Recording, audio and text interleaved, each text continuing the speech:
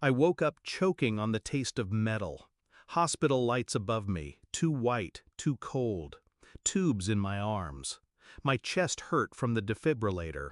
The nurse whispered, "We called your parents. No one came." Hours later, my phone buzzed. Not with concern, not with love, just a notification. My sister had tagged me in a photo. Her smiling face, wine glass raised, captioned, "Family Day without the drama." I stared at it until my hands shook. Not from the illness, from the silence. Hashtag, I used to believe family meant safety. That no matter how cold the world grew, my parents' house would be warm. But love in my family came with conditions.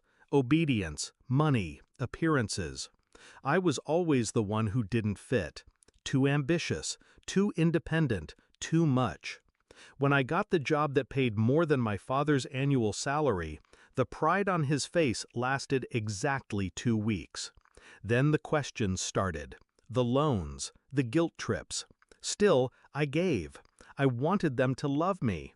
I didn't realize love was the one thing they would never give freely.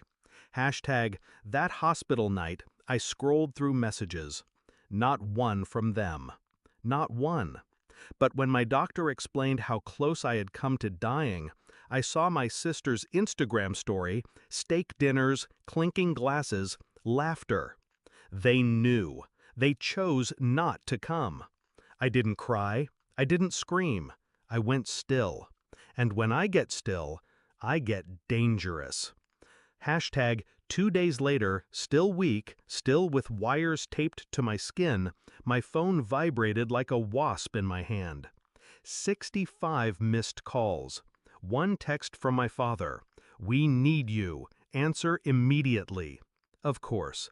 They didn't come when I was dying, but they came when they were desperate.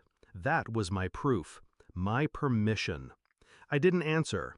I opened my laptop instead. Every account, every property, every business tie, we were tangled. I had set them up with opportunities, investments, a lifeline. I had built the scaffolding they stood on. And like any architect, I knew exactly where to pull the pin. First, I froze access to the joint trust. A single keystroke, and my parents' emergency fund was dust. Next, I called the bank. Revoked their authority on every line connected to me. The manager hesitated until I sent the legal papers proving it was all under my name. By nightfall, the cards in their wallets were nothing but plastic. The calls kept coming, desperation growing.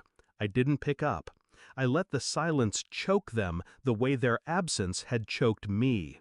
Instead, I scheduled a quiet meeting with the attorney who handled our family holdings. I transferred properties, liquidated shares, rerouted income streams. They thought they were co-owners. They were beneficiaries, and beneficiaries can be cut off. It took 3 days.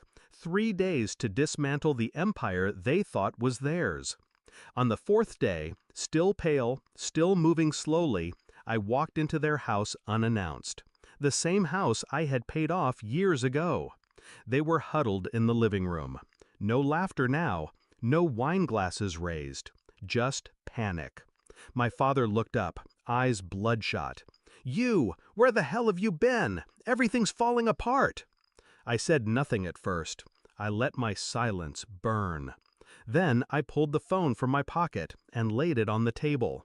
The screen glowed with their Instagram posts, the smiling faces from the night I almost died. "Family Day without the drama," I read out loud. My voice was calm, too calm. My mother's lips trembled. "We didn't mean—" I cut her off with one sentence. "You made your choice." Their faces broke in real time. The dawning realization, the weight of what I had done, and why. I left without another word. No yelling, no theatrics. Just the click of the door behind me. That night, back in my apartment, I pulled the hospital wires from my skin and stared at my reflection. Weak body, steady eyes. For years, I thought I was the broken one. Turns out, I was the foundation, and they were termites gnawing at it. Now the foundation stands, and the termites starve. I never answered their calls again, not because I didn't care, because I finally did, about myself. Final thought. They taught me love was conditional, so I gave them exactly what they gave me. Nothing. And in that nothing, I finally found peace.